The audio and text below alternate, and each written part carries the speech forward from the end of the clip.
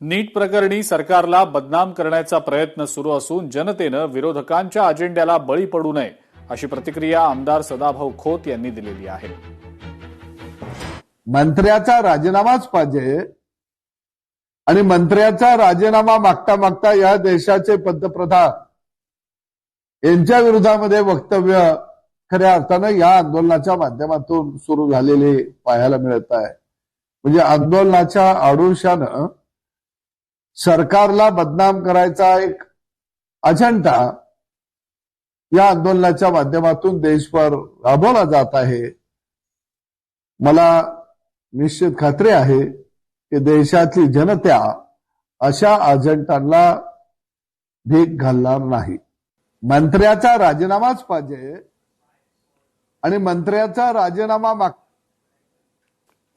इर्शाळगडावर भरकटलेल्या ट्रेकर्सची सुटका करण्यात आलेली आहे. घनदाट जंगलात भरकटलेल्या 13 ट्रेकर्सची सुटका झालेली आहे. या सर्वांना सुखरूपपणे बाहेर काढण्यात आलेलं आहे.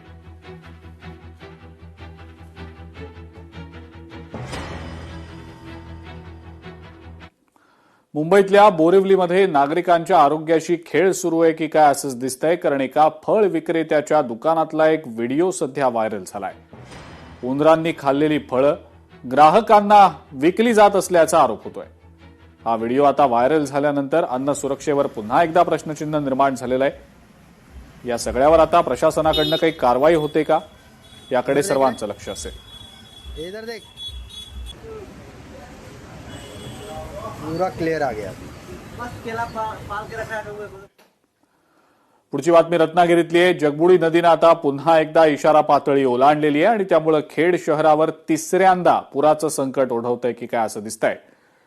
नदीच्या पाणी पातळीत झपाट्यानं वाढ होतीये आणि त्यामुळे नदीकाठच्या रहिवाशांमध्ये भीतीचं वातावरण आहे.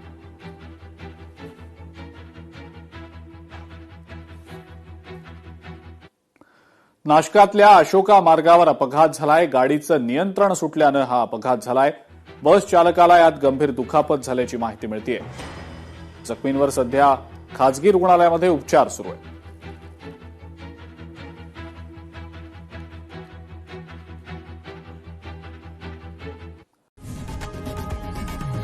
लोकशाही मराठी ऐका, पहा, जागरूक रहा.